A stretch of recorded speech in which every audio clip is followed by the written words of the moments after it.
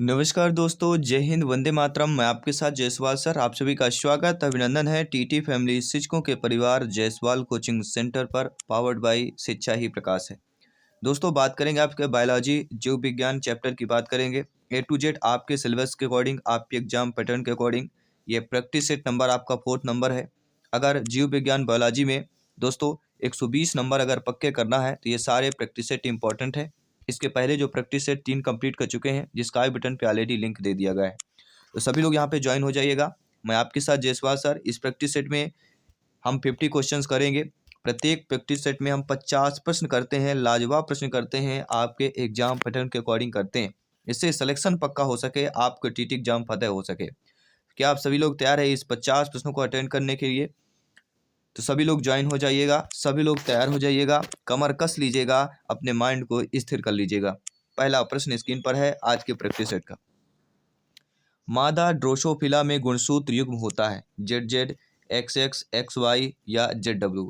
बहुत सारे देखे, मैं एक कमेंट से देखा था ZZ किसी ने कमेंट किया था, जो हमने ये पिछले प्रैक्टिस सेट का मॉक क्वेश्चन था, तो किसी ने ZZ कमेंट किया था। अब ZZ किस सोच पे कमेंट किया गया था, अब ये हम तो नहीं कह सकते, लेकिन जो इसका राइट ऑप्शन होगा वो हम जरूर अवश्य आपको बता सकते हैं कि मादा ड्रोसोफिला में गुणसूत्र युग्म जो होता है वह आपका XX होता है और पुरुष में XY होता है। तो मादा की बात करेंगे, फीमेल की बात करेंगे तो XX गुणसूत्र की बात करते हैं।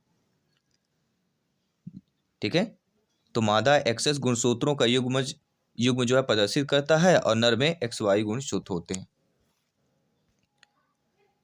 इसके बाद अगला प्रश्न है जो स्क्रीन पर है, इंटरेस्टेड प्रश्न है, आइए जानते हैं, आपका फीडबैक जान लेते हैं। दोस्तों, महिलाओं में केवल गर्भावस्था के दौरान कौन से हार्मोन जो है उत्पन्न होते हैं? Human chorionic, gonadotropin, human placental, lactogen की बात करेंगे, रिलैक्सिन की बात करेंगे, उपरोक्त सभी की बात करेंगे। महिलाओं में केवल गर्भावस्था के दौरान कौन से हार्मोन जो है उत्पन्न होते हैं? वह हार्मोन होता है आपका, सभी लोग बताइए वह कौन सा हार्मोन होता है?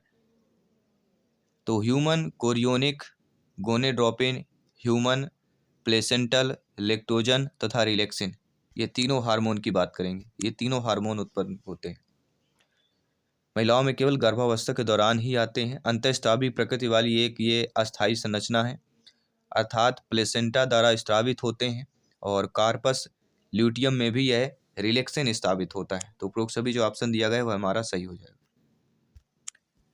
अगला प्रश्न है, गर्भावस्था के दौरान थायराइड का अल्पस्राव उत्पन्न करता है गलगंड, क्रेटिनिज, अल्प ग्लूकोज रक्तता या मधुमेह की बात करते हैं। गर्भावस्था के दौरान थायराइड का अल्प स्राव जो उत्पन्न करता है वह हमारा हो जाता है क्रेटिनिज्म की बात करते हैं। क्रेटिनिज्म नामक रोग गर्भावस्था या जन्म या वृद्धि वर्षों के दौरान थायरॉक्सिन नामक हार्मोन के अल्प स्रावण के कारण होता है, और बौनापन तथा मानसिक मंदता इत्यादि इस रोग के कुछ लक्षण होते हैं।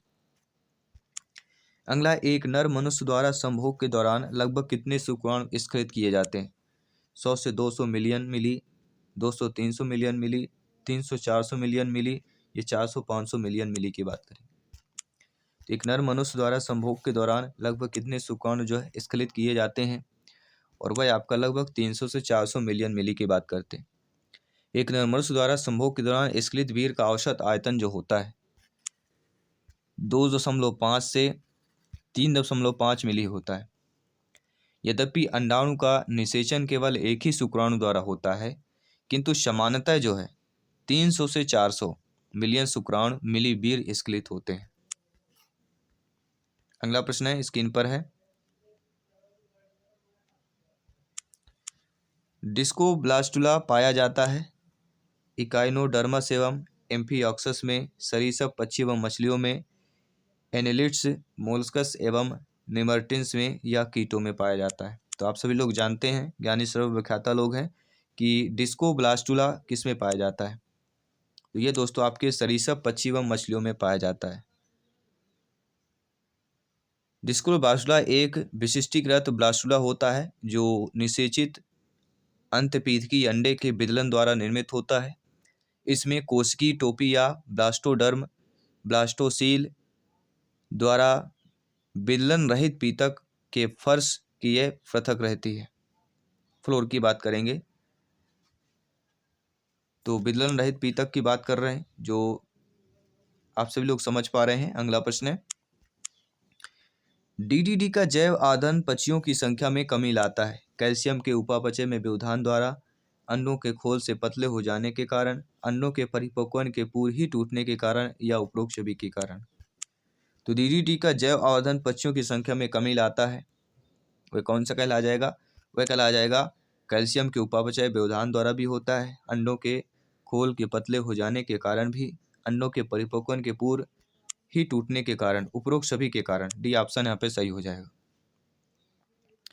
पक्षियों के ऊतकों में डीडीटी का एकत्रीकरण एवं जैव आवर्धन उनके अंडों के खोल में कैल्शियम के जमाव में हस्तक्षेप करता है, और जब ये पक्षी अपने अंडों को सेकने का प्रयास करते हैं तो प्रभावित अंडों के खोल पतले होते हैं, और खोल पतले होने के कारण यह पक्षियों के भार से क्या है, टूट जाते हैं, और इस प्रकार पक्षी की प्रजनन दर कम हो जाती है और उनकी जनसंख्या में भारी कमी होने लगती है। तो इसका रीजन ये है। अगला, जेल इलेक्ट्रोफोरेसिस इकाई डीएनए को अलग करती है उनके आवेश के अनुसार, सांद्रता के अनुसार, पीएच के अनुसार, आकार के अनुसार। तो जेल जो आपका फोरेसिस इकाई डीएनए है, यह किसको आपको अलग करती है? तो उनके आवेश के अनुसार अलग करती है। वैद्युत आवेश में आधार पर न्यूक्लिक अम्ल प्रोटीनों का पृथक्करण, वैद्युत छेद द्वारा उनके प्रवाह का मापन जेल इलेक्ट्रोफोरेसिस में होता है। तो किसके कारण? आवेश के अकॉर्डिंग। अगला प्रश्न है, पीले द्रव कोलस्टम में शिशु की सुरक्षा हेतु जो प्रतिरक्षी होता है वह आईजीए होता है, आईजीएम होता है, आईजीजी होता है, या आईजीई होता है? तो पीले द्रव कोलस्टम में शिशु की सुरक्षा हेतु जो प्रतिरक्षी होता है वह हमारा आईजीए की बात करेंगे। दुग्ध स्त्रावण के प्रारंभिक दिनों में माता द्वारा स्त्रावित कोलेस्ट्रम में नवजात शिशु की सुरक्षा हेतु प्रचुर मात्रा में प्रतिरक्षियां पाई जाती है। आईजीए क्या है? एक प्रतिरक्षी है। अगला प्रश्न है, किस प्रकार के व्यक्तियों को एचआईवी संक्रमण का अधिक खतरा रहता है? ऐसे व्यक्ति जिनके कई लैंगिक साझेदार हों, नशे के आदि व्यक्ति को डस्को अंतःशिरा इंजेक्शन द्वारा लेते हों, ऐसे व्यक्ति जिन्हें बार बार रुधिर चढ़ाया जाता हो, या उपरोक्त सभी। तो किस प्रकार के व्यक्तियों को एचआईवी संक्रमण का अधिक खतरा रहता है? और वह कहलाते हैं उपरोक्त सभी। जो कई लैंगिक साझेदार हों, जो व्यक्ति ड्रग्स को अंतःशिरा इंजेक्शन द्वारा लेता हो, जिन्हें बार बार रुधिर चढ़ाया जाता हो, उपरोक्त सभी ऑप्शन सही हो जाएगा। इसके बाद अगला प्रश्न है कि मेटास्टेसिस क्या होता है? कैंसर कोशिकाओं में शीघ्र विभाजन होता है, कैंसर कोशिकाओं का नए स्थानों पर फैलना होता है, कैंसर कोशिकाओं का पुनर्जीवन होता है, या उपरोक्त भी होता है? तो मेटास्टेसिस क्या होता है? सभी लोग बताइए। तो मेटास्टेसिस जो कहलाता है वह कैंसर कोशिकाओं का नए स्थानों पर फैलना। दोस्तों, कुछ दशाओं में कुछ कैंसर कोशिकाएं अपने मूल अबुर्द में पृथक होकर रुधिर वाहिकाओं तथा लसिका वाहिनियों में प्रवेश कर शरीर के अन्य भागों तक स्थानांतरित हो जाती हैं, और ये कोशिकाएं प्रसार द्वारा नए अर्बुदों का निर्माण करती हैं। ओरिजिनल ट्यूमर की बात करें, और कैंसर कोशिकाओं इस प्रकार अपने मूल स्थान से दूर किसी नए स्थान यानी शरीर का भाग तक फैलना मेटास्टेसिस कहलाता है। तो मेटास्टेसिस आपने समझ लिया, कैंसर कोशिकाओं का नए स्थानों पर फैलना। अगला प्रश्न है, इनमें से प्लाज्मोडियम की कौन सी अवस्था मादा एनाफिलीज द्वारा मनुष्य में स्थानांतरित होकर मलेरिया रोग उत्पन्न करती है? खंडजाणु, युग्मक जनक, बीजाणु, या साइजांड की बात करेंगे। इनमें से प्लाज्मोडियम की वह अवस्था जो मादा एनाफिलीज द्वारा मनुष्य में स्थानांतरित होकर मलेरिया रोग उत्पन्न करती है वह हमारी कहला जाती है बीजाणुज की बात करेंगे। दोस्तों, प्लाज्मोडियम परजीवी एनाफिलीज मच्छर द्वारा मनुष्य में छोटी संक्रामक कोशिकाओं के रूप में स्थानांतरित हो जाता है, जिन्हें बीजाणु कहते हैं। तो हम बीजाणुज की बात करेंगे। अगला प्रश्न है, समरूप अंग वे होते हैं जिनकी असमान उत्पत्ति लेकर समान कार्य होते हैं, समान उत्पत्ति और समान कार्य होते हैं, असमान उत्पत्ति और असमान कार्य होते हैं, समान उत्पत्ति लेकर लेकिन असमान कार्य होते हैं। तो समरूप अंक क्या होते हैं?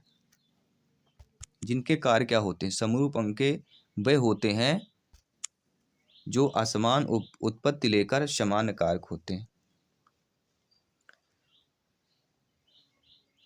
देखिए दोस्तों, जो शारीरिक तथा उत्पत्ति की दृष्टि से भिन्न तथा असंवित होते हैं किंतु कार्य की दृष्टि से ये तो समान होते हैं, इन्हें समरूप अंग होते हैं। कीटों के पंख जो देह भित्ति के प्रसार द्वारा निर्मित होते हैं तथा जिनमें कोई कंकाली सहारा नहीं होता, पक्षियों के पंखों के सनुरूप होते हैं और पक्षियों के पंख उनके अग्रपाद का रूपांतरण होते हैं या रूपांतरण करते हैं। अगला प्रश्न है, इविल क्वारेट संबंधित है जैविक विविधता के नष्ट होने से, विदेशी प्रजातियों के नष्ट होने से, खड़ी फसल के नष्ट होने से या परिपक्वता समुदाय के नष्ट होने से।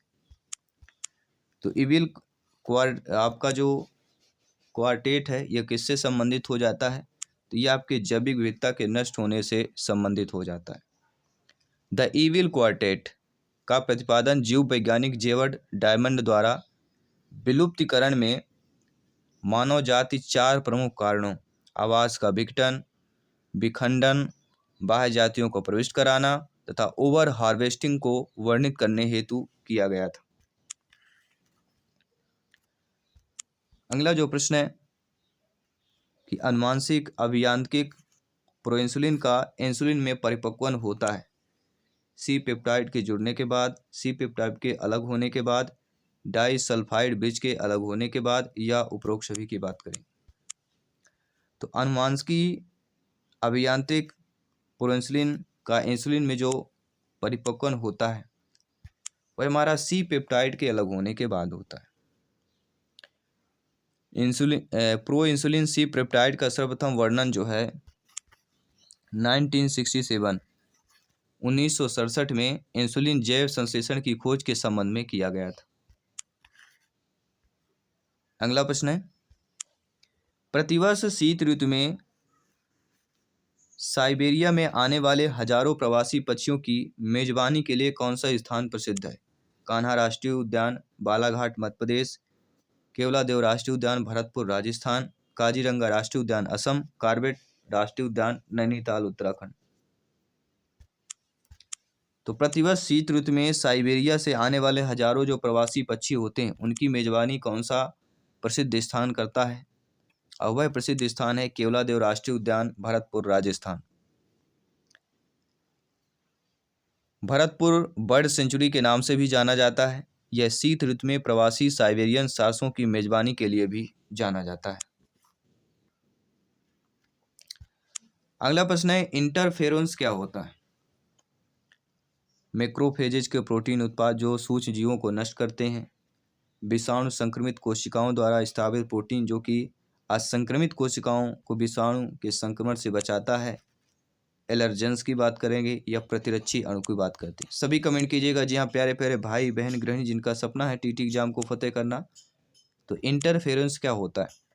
तो इंटरफेरेंस जो होता है विषाणु संक्रमित कोशिकाओं द्वारा स्रावित प्रोटीन है जो कि असंक्रमित कोशिकाओं को विषाणु में संक्रमण से बचाता है। तो ये ऑप्शन यहाँ पे सही हो जाएगा। इसके बाद अगला प्रश्न है, कोकेन किस न्यूरोट्रांसमीटर में परिवहन में हस्तक्षेप करता है? सीरोटोनिन, एपिनेफ्रिन या डोपामिन की बात करेंगे या एसिटाइल कोलिन की बात करेंगे। तो कोकीन किस न्यूरोट्रांसमीटर के परिवहन में हस्तक्षेप करता है? वह हमारा कहलाता है डोपामिन। जी हाँ, कोकेन डोपामिन के कार्य में हस्तक्षेप करती है। यह न्यूरोट्रांसमीटर के प्रवाह में परिवर्तन द्वारा यह प्रभाव उत्पन्न करती है। अगला प्रश्न है, रोड सुग्राही होते हैं धीमे प्रकाश के प्रति, उच्च तीव्रता वाले प्रकाश के प्रति, रंग ग्रहण के प्रति, उपरोक्त सभी के प्रति। तो रोड सुग्राही होते हैं ये किस प्रकार के होते हैं? तो रोड सुग्राही जो होता है वह धीमे प्रकाश के प्रति होता है। पहला ऑप्शन सही हो जाएगा। अगला जो प्रश्न दिया गया है आपकी स्क्रीन पर ऑलरेडी आ चुका है, और प्रश्न क्या है सभी लोग फीडबैक कीजिएगा। प्रत्येक भाई बहन गृहिणी जिनका सपना है टीटी एग्जाम को फतेह करना, मानव प्लेसेंटा क्या होता है? जी हाँ दोस्तों, मानव प्लेसेंटा जो है ये क्या होता है? हीमोकोरियल होता है, सिंडेस्मोकोरियल होता है, योगसेक होता है, होमो एंडोथीलियल होता है। तो मानव प्लेसेंटा क्या होता है सभी बताइए। तो मानव जो प्लेसेंटा होता है वह आपके हीमोकोरियल होता है। हम जानते हैं दोस्तों मनुष्य में हीमोकोरियल प्रकार का प्लेसेंटा पाया जाता है, जिसमें मात्र रुधिर कोरियान के सीधे संपर्क में रहता है, और इस प्रकार के अपरा में सभी मात्र परतें जो आपके मेटरनल लेयर्स होते हैं वो समाप्त हो जाती हैं, जिसके कारण गर्भ में जो ऊतक होता है वह मात्र रुधिर के सीधे संपर्क में ही रहता है। अगला प्रश्न है, एक स्वस्थ व्यक्ति प्रतिदिन औसत कितना यूरिया उत्सर्जित करता है? 20 से 30 ग्राम, 40 से 50 ग्राम, 10 से 15 ग्राम, या उपरोक्त में से कोई नहीं। एक स्वस्थ व्यक्ति प्रतिदिन औसत कितना यूरिया जो है उत्सर्जित करता है? और वह 40 से 50 ग्राम। यूरिया एक नाइट्रोजन युक्त यौगिक होता है, और स्तनधारियों के मूत्र में मुख्य नाइट्रोजनी पदार्थ यूरिया होती है, जो सभी लोग जानते हैं। अगला प्रश्न है कि एक वयस्क मनुष्य के दंत सूत्र या दंत विन्यास को प्रस्तुत किया जा सकता है, किसके द्वारा प्रस्तुत किया जा सकता है? भाई आपका है पहला option, I 2/2, C 1/1, PM 2/2, M 2/2 multiplication 2। दंत सूत्र क्रमशः ऊपर तथा नीचे के जबड़ों के अर्ध भागों में दांतों की संख्या को निरूपित किया जाता है। सूत्र को 2 से गुणा करने पर जीव के मुख में दोनों जबड़ों के कुल दांतों की संख्या ज्ञात हो जाती है। उदाहरण के लिए एक वयस्क मनुष्य में मुख में कुल 32 दांत होते हैं, तथा इसका दंत सूत्र जो मैंने आपको बताया है ये आपको हो जाएगा। इसका जब आप मल्टीप्लिकेशन करेंगे बराबर इसका 32 निकलेगा। ठीक है, तो पहला ऑप्शन जो दिया गया है वो हमारा दंत सूत्र हो जाएगा। अगला, लाल रुधिर कणिकाएं कार्बन डाइऑक्साइड का कितने प्रतिशत परिवहन करती है? 70, 20 से 25, 97 या 7%? तो लाल रुधिर कणिकाएं कार्बन डाइऑक्साइड का कितने प्रतिशत जो है परिवहन करती हैं? वह कहलाता है 20 से 25%। दोस्तों कार्बन डाइऑक्साइड का लगभग 7%, रुधिर प्लाज्मा में घुलित अवस्था में लगभग 23% भाग आरबीसी में हीमोग्लोबिन से संबंधित अवस्था में, और लगभग 70% भाग प्लाज्मा में घुलित कार्बोहाइड्रेट के रूप में पाया जाता है। तो तीनों चीजें हमने बता दिया। इसके बाद बात करेंगे अगले प्रश्न की।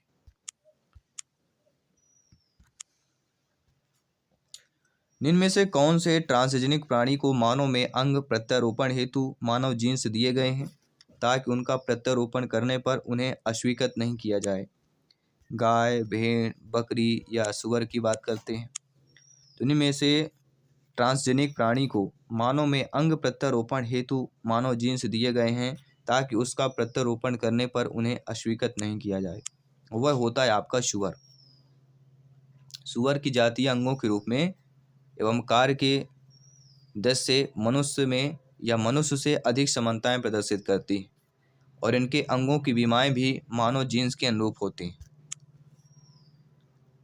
अगला प्रश्न है जो कि बहुत ही इंटरेस्टेड प्रश्न है, संभावित प्रश्न एग्जाम के जैसे, कंकाली पेशी को हड्डी से मजबूती से कौन जोड़ता है? टेंडन, लिगामेंट, अंतराली संयोजी ऊतक या एडिपोस ऊतक जोड़ता है? तो कंकाली पेशी को हड्डी से मजबूती से जो है जोड़ता है, वह कौन जोड़ता है? तो वह आपका टेंडन होता है। कंडरा या टेंडन को ही कंडरा बोला जाता है। तो कंडरा या टेंडन सघन संयोजी ऊतक होता है जिनमें बहुत थोड़े से मैट्रिक्स के साथ कोलेजन तंतुओं के बंडल बंधे रहते हैं, और ये पेशी आच्छद का निर्माण करते हैं, जिसे पेशी फोसिया कहा जाता है। क्या कहा जाता है? पेशी फोसिया। और ये आच्छद पेशी से विस्तारित होकर कंकाली पेशी को अस्थि से जो है जोड़ता है। अगला, पट्टावसल किसवर का अभिलाक्षणी गुण होता है? आपके साइक्लोपोस्टोमेटा, कांडिकितीज की बात करेंगे, आस्ट्रीज की बात करेंगे, एम्फीबिया की बात करेंगे। तो पट्टावसल किस वर्ग का अभिलाक्षणी गुण होता है? या आपके कांडक्वीज क्वीज की बात करेंगे। जी हाँ, कांडकितीज वर्ग में उपस्थित लमड़जली मछलियां होती हैं और इनका बाह्य कंकाल पट्टाव सल्कों द्वारा निर्मित होता है। अगला, किस संघ के जंतुओं को एसिलोमेट कहा जाता है? तो जिन संघ के जंतुओं को एसिलोमेट कहा जाता है वह हमारे प्लेटी हेलमिन्थीज की बात करते हैं। सी ऑप्शन सही हो जाएगा। इसके बाद अगला प्रश्न है, कसाब युक्त कालर कोशिकाएं कोइनोसाइट विशेषताएं होती हैं। किसकी विशेषताएं होती? तो ये आपके पोरीफेरा की विशेषताएं होती। पोरीफेरन जंतुओं में अंतर्वाही जल के साथ आने वाले भोजन का अंतर्ग्रहण कसाब युक्त कालर कोशिका या कोइनोसाइट्स द्वारा होता है। तो हम पोरीफेरा की बात करेंगे। कंकाली पेशी तंतुओं के मोटे पेशी सूत्रों में मुख्य प्रोटीन होता है मायोसिन, एक्टिन, ट्रोपोमायोसिन या ट्रोपोनिन की बात करते हैं। कंकाली पेशी तंतुओं के मोटे पेशी सूत्रों में मुख्य जो प्रोटीन होता है वह हमारा मायोसिन होता है। पहला ऑप्शन यहाँ पे सही हो जाता है। मेडुला ऑब्लांगेटा में उपस्थित केंद्र नियंत्रित करते हैं श्वसन, हृदय परिसंचरण, प्रतिक्षेप, जठर स्त्रावण या उपरोक्त सभी। तो मेडुला ऑब्लांगेटा में उपस्थित केंद्र जो नियंत्रित करते हैं वह हमारा श्वसन भी होता है, हृदय परिसंचरण प्रतिक्षेप भी होता है और जठर स्त्रावण भी होता है। तो उपरोक्त सभी जो ऑप्शन दिया गया है वह हमारा सही हो जाएगा। नो डाउट सभी लोग समझ गए हैं। आइए बात करते हैं अगले प्रश्न। किस प्रकार की संधि द्रव से भरी हुई गुहा की विशेषता के लिए एवं गमन में महत्वपूर्ण भूमिका अदा करती है? तंतुमय संधि, उपास्थि संधि, साइनोवियल संधि या आपका जो अगला ऑप्शन दिया गया है उपरोक्त में से कोई नहीं। सभी लोग बताइए कौन सा ऑप्शन सही हो जाएगा। तो राइट ऑप्शन यहाँ पे आपका जो हो जाएगा वह हो जाएगा साइनोवियल संधि। सी ऑप्शन सही हो जाएगा। इसके बाद अगला प्रश्न है, नारियल का फल जो होता है वह अष्टफल है, बेरी है, नट है या इनमें से कोई नहीं? तो आपने अवश्य नाम सुना होगा। नारियल का जो फल होता है वह आपके अष्टफल होता है। नारियल का फल अष्टफल ड्रप होता है। यह एक बीजी फल होता है जो एक कांडपी या बहुअंडपी व युक्तांडपों अंडाशय में विकसित होता है और इनमें फल भित्ति बाह्य मध्य अंतः फल भित्ति में विभाजित होती है और इनकी अंतः फल भित्ति सदैव कौष्ठी होती है। आम में खाने योग्य भाग जो होता है बाह्य फल भित्ति है, अंतः है, मध्य है या इनमें से कोई नहीं? तो आम में खाने योग्य वाला भाग क्या होता है? सिंपल साधारण सा प्रश्न है और हमारा वह होता है, सभी लोग जानते हैं, मध्य फल भित्ति होता है। आम का फल अष्टी फल ये भी होता है। इन फलों में फल भित्ति बाह्य मध्य अंतः फल भित्ति में विभाजित होती है। इनकी अंतः फल भित्ति सदा काष्ठी होती है और आम का खाने योग्य भाग गूदेदार मध्य फल भित्ति होती है। अगला प्रश्न है, लिनियस द्वारा दिया गया वर्गीकरण है। वर्गीकरण की वनस्पति पद्धति, वर्गीकरण की लैंगिक पद्धति, वर्गीकरण की प्राकृतिक पद्धति या उपरोक्त में से कोई नहीं? तो दोस्तों लिनियस द्वारा दिया गया वर्गीकरण क्या है? और वह वर्गीकरण है वर्गीकरण की लैंगिक पद्धति। लिनियस ने लैंगिक अंकों की संख्या मुक्तः पुंकेसरों की संख्या व सम्मिलन पर विशेष ध्यान दिया। उन्होंने पौधे को जो है दोस्तों 24 वर्गों में विभाजित किया और लिनियस की पद्धति को वर्गीकरण की लैंगिक पद्धति भी किया जाता है। अगला प्रश्न है, वर्गीकरण की उच्चतम इकाई क्या होती है? या दोस्तों वर्गीकरण की उच्चतम इकाई पूछा जा रहा है, सभी लोग बताइएगा क्या हो जाएगी। क्या वह आपकी संघ है, जगत है, वर्ग है या क्रम है? तो वर्गीकरण की उच्चतम इकाई क्या होती है? वर्गीकरण की उच्चतम इकाई आपका जगत होता है।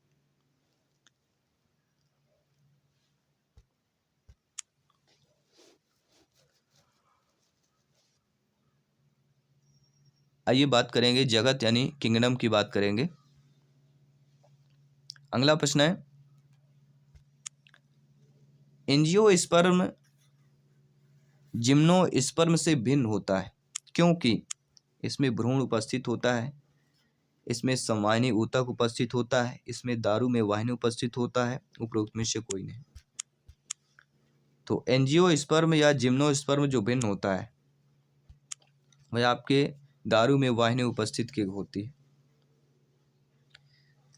देखिए दोस्तों, आवृत्त बीजों की दारू या जाइलम में वाहिनी उपस्थित होता है, जबकि अनावृत्त बीजों में से अनुपस्थित होती है और यह नीटम में उपस्थित होती है। अगला प्रश्न है कि डबल रोटी की सामान्य फफूंदी क्या होती है? ईस्ट, म्यूकर, जीवाणु, विषाणु। तो डबल रोटी की समान जो फफूंदी कहलाती है वह हमारा म्यूकर। जी हाँ दोस्तों, राइजोपस या म्यूकर की बात करेंगे। यह मृतजीवी होता है और साधारणतः बासी डबल रोटी पर यह उगता है, इसलिए राइजोपस के डबल रोटी की फफूंदी ब्रेड मोल्ड कहते हैं। इसमें काले रंग के बीजाणु बनते हैं, इसलिए इसे काली फफूंदी भी कहते हैं। तो म्यूकर की बात करेंगे। आइए बात करते हैं अगले प्रश्न की। इनमें से कौन सा जीव ऑक्सीजन की अनुपस्थिति में श्वसन कर सकता है? एजेटोबैक्टर, क्लास्ट्रीडियम, राइजोबियम, लैक्टोबैसिलस की बात करेंगे। तो कौन सा जीव ऑक्सीजन की अनुपस्थिति में श्वसन कर सकता है? और वह जीव है हमारा क्लास्ट्रीडियम। दोस्तों, क्लास्ट्रीडियम अवयवी अप्रकाश संश्लेषी नाइट्रोजन स्थिरीकरण जीवाणु है। यह एजेटोबैक्टर वायवी नाइट्रोजन स्थिरीकरण जीवाणु की बात करते हैं। माइकोराइजा है एक कवक एवं शैवाल के मध्य परजीवी संबंध, कवक व शैवाल के मध्य सहजीवी संबंध, कवक व जड़ों के मध्य सहजीवी संबंध या कवक व जड़ों के मध्य परजीवी संबंध की बात करते हैं। तो माइकोराइजा क्या है? तो माइकोराइजा जो एक होता है कवक व जड़ों के मध्य सहजीवी संबंध होता है। आइए बात करते हैं अगले प्रश्न की। अगला प्रश्न है, बंजर भूमि तथा चट्टानों पर सबसे पहले उगते हैं मॉस, लाइकेन, फर्न या इनमें से कोई नहीं। तो बंजर भूमि तथा जो चट्टान होते हैं वह आपके लाइकेन पर उगते हैं। बी ऑप्शन सही हो जाएगा। अगला है, फ्यूनेरिया की स्तनधानी में ग्रीवा नाल कोशिकाओं की संख्या कितनी होती है? नेक कैनल सेल्स की बात करते हैं तो 8 से 10 के लगभग आसपास होती है। यह लंबी ग्रीवा तथा फूली हुई अंडदा या वेंटर की बनी होती है। ग्रीवा में 8 से 10 तक ग्रीवा नाल कोशिकाएं नेक कैनल सेक्स होती हैं। नॉन स्टॉक या नौ स्टॉक इनमें से किस क्रिया को संपन्न करने के लिए जाना जाता है? तो जो आपका नौ स्टॉक है यह दोस्तों आपके प्रकाश संश्लेषण एवं नाइट्रोजन यौगिकीकरण के साथ साथ क्रिया के लिए जाना जाता है। हम सभी लोग जानते हैं कि नीली हरित शैवाल या साइनोबैक्टीरिया जैसे नॉन स्टॉक की कोशिकाएं प्रोकैरियोटिक ये होती हैं। इनमें प्रकाश संश्लेषी वर्ण क्लोरोफिल और कैरोटिनॉइड्स, फाइकोसाइनिन व फाइकोइरिथ्रिन होते हैं और प्रकाश संश्लेषण जो होता है वह आक्सीय होता है और इनमें नाइट्रोजन स्थिरीकरण के लिए विशेष कोशिका हेटेरोसिस्ट पाई जाती है। अगला जो प्रश्न है कि फ्यूनेरिया में अगुनित संरचना होती है वह होता है प्रोटीनियम। भी ऑप्शन सही हो जाएगा। आइए बात करते हैं अगले प्रश्न की। अगला प्रश्न है, तारपीन का तेल किससे मिलता है? तो जो तारपीन का तेल होता है वह आपके जिम्नोस्पर्म की लकड़ी से मिलता है। जी हाँ, तारपीन का तेल रेजिन जो रंग रेगन व औषधियों में प्रयोग होता है, पाइनस की जात से निकाला जाता है। और पाइनस राक्सर्बी की बात करते हैं, फारिक जम्पल की बात करते हैं। अगला ट्यूनिका कॉपर सिद्धांत प्रतिपादित किया था? स्मिथ ने, हेस्टीन ने, नगेली ने या श्यूप ने किया था? ट्यूनिका कार्पस सिद्धांत जो प्रतिपादित किया गया था यह स्मिथ ने किया था। पहला ऑप्शन सही हो जाएगा। इसके बाद अगला प्रश्न है कि सहचर कोशिकाएं संबंधित होती हैं चलनी नालिकाओं से, दारू से, स्थूल कोण ऊतक से या एधा से होती हैं? तो सहचर कोशिकाएं जो आपके संबंधित होती हैं वह आपके चालनी नालिकाओं से संबंधित होती हैं। इसके बाद अगला जो प्रश्न है कि कास्ट किसका सामान्य नाम होता है? फ्लोएम का, संवहन फूलों का, कैम्बियम का या द्वितीयक जाइलम का होता है? तो कास्ट जो है किसका सामान्य नाम होता है? और वह होता है द्वितीयक जाइलम की बात करते हैं। अगला है भ्रूण उपस्थित होता है?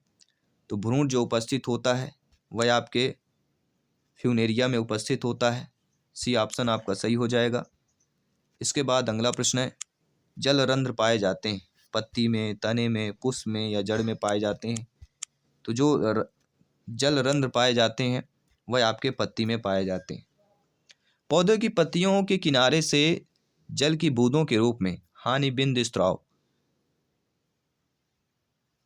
और बिंदु स्त्राव पत्तियों के सिराओं के बाहरी छोर पर स्थल जल रंध्रों से होता है और यह जड़ों में सक्रिय अवशोषण से उत्पन्न मूल दाब के कारण होता है। अगला प्रश्न है, एंजाइम मूलतः होते हैं विटामिन, वसा, प्रोटीन या कार्बन की बात करते हैं? तो एंजाइम जो मूलतः आपके होते हैं वह आपके प्रोटीन के होते हैं। इसके साथ अगला प्रश्न है, निम्नलिखित में से कौन C4 पौधा है? तो सभी लोग जो जानते हैं कि जो गन्ना होता है वो हमारा C4 पौधा होता है। C4 पौधा मुख्यतः एक बीज पत्ती जैसे मक्का, गन्ना, ज्वार आदि, कुछ द्विबीज पत्ती भी होते हैं जैसे एमेरेंथस या यूफोर्बिया की बात करते हैं। तो यहाँ गन्ना हमारा सही हो जाएगा। तो हमने 50 प्रश्न कंप्लीट के लिए आपके प्रैक्टिस सेट नंबर 4 में आई होप सभी पैरामीटर अच्छे तरीके से समझ पाए होंगे। डेली हमारी क्लासेज होती है। 11:30 में हमारी बायोलॉजी की डेली क्लासेज आपको वीडियो मिल जाएगा। इसके बाद 7 PM में हमारे पेडागोजी की लाइव क्लास होती है, तो अवश्य ज्वाइन कीजिएगा। मैं आपके साथ जयसवाल सर मिलता हूँ आपकी अगली क्लास पर। सभी मित्रों को जय हिंद, वंदे मातरम, धन्यवाद सभी का।